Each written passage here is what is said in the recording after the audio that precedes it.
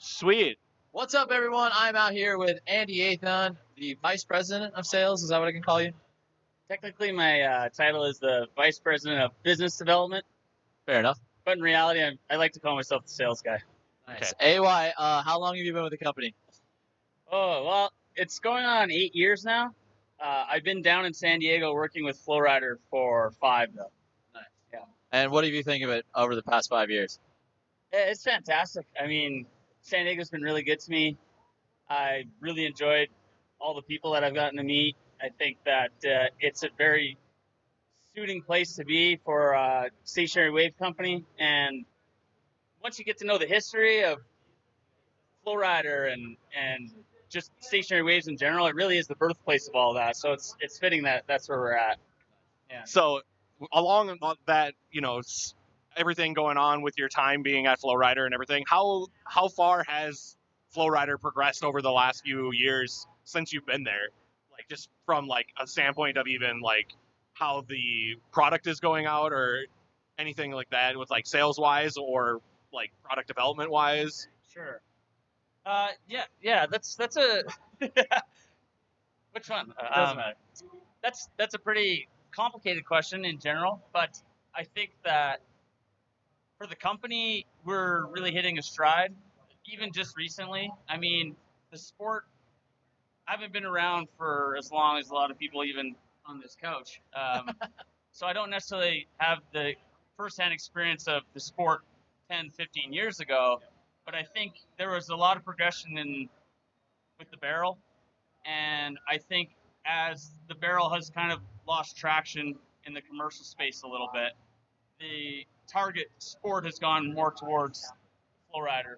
Uh, and I think the progression in that sense has been more into the skate trick world. And so it's really cool to see that. From FlowRider's perspective, we're growing every year.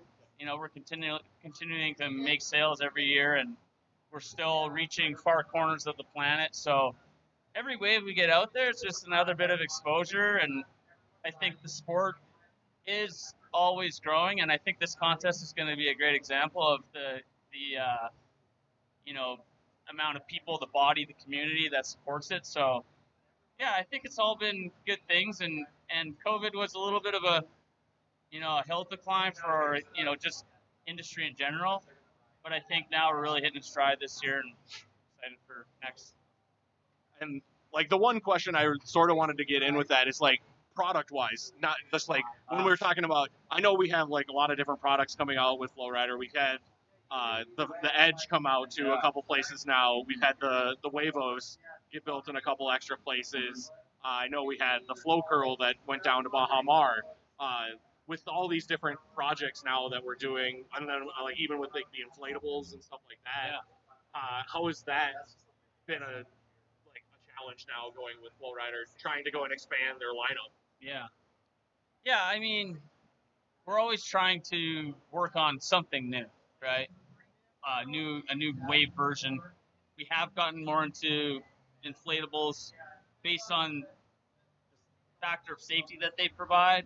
It's and the ability to create different shapes with them. It opens some new avenues with respect to what kind of waves we can put out. I think that the Edge has been super popular. I get a lot of inquiries for the backyard version as we market it. It is still a pretty expensive toy, so we'd like to see more of those. But we're always working on something new. But the staple has always been the FlowRider Double, and I think that it will continue to be the most common wave that we'll sell and produce, just from a commercial standpoint and from a rider's perspective. It's a decent bit of real estate to work with, and I think that it will continue to be our bread and butter for a while yet. So this is your second time coming out to one of our big events. You had Worlds last year. You're gonna have Nationals this year, and you're no stranger to follow us around a little bit. What has been your favorite venue? What has been your favorite part of seeing the competition? How much fun do you have out here? Yeah, I always have a great time. I don't get the opportunity to ride a lot, so whenever I'm at a tour event, I manage to get some time in here or there. Obviously, when I'm at Solara, I'm always treated like a king.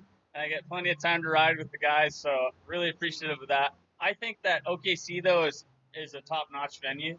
I think that they've got a lot to offer anybody that's coming just to check it out. They've got a lot of different things that you can do on the property, and of course the FlowRider's in perfect running condition, looks really great, and seems to be a favorite for people on the tour. And for the most part, whether I ride or not, I'm just happy to be a part of the team and check, see again the community showing up to support the attraction and to support the sport. And that's really what gets me going the most. Okay, so then our favorite part of this interview is definitely going to have to be a hard-hitting question with Robert Pulse. Goodness. He's got to leave you on one good one. One good one. You got to think of one. I got one if you got one ready.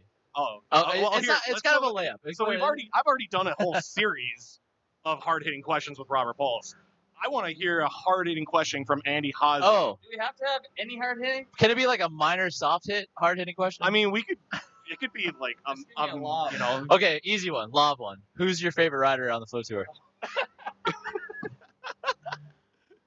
Don't worry. Hey, so little tidbit. I may have been signed up for the Masters division. Yeah, let's go. If I don't land a trick, I don't know if it means that I competed or not, but maybe I have to go with myself. I don't even know yet. The rule is if you put on a Super Duper Surf jersey, you competed, man. You're in it. So you're going to place either way. So you're in it. But who's your favorite rider out there? I think I got to go with my boy Joel. Look at that, Joel baby Stevens, Joel. gotta give the Baby props. Joel. I've seen this guy ride a lot, and I've always been a fan of his style, his steez, and he represents the team. I got to back him up. Joel's my guy. Sure. All right, well, You got one, Robert? now you pulled out the lob, so I do have the hard-hitting question now. That wasn't. The hard-hitting question with Robert Pulse on this interview is going to be, you've been working for FlowRider now, you said, for 8 years, 5 years in San Diego. Who's the one person you like to work with the most? Oh, boy. You better say Marshall. Yeah, I know. He might watch this. I know. I have a few bosses, but they're not going to make the cut, unfortunately. Although I appreciate them. No bosses do. No bosses. None of them are here either. So, I'm looking at him right now. I got to give it up to Josh Renales. He's my guy. Everybody else, earmuffs. Josh and I, we're homies out on the side, and we're, it's all business in the office, but we get along really well, and I'm appreciative of having him around. So that's my pick. Nice. We appreciate the Council of Stoke. AY, any final thoughts on this weekend? Any final thoughts going forward as a sport?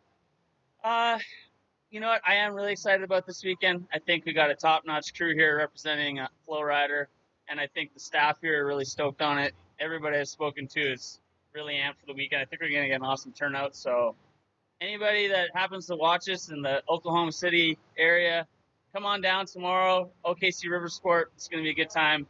And, we're going to enjoy the heat and sun and have some fun. Nice. Andy Yathon, FlowRider. Thank you, guys.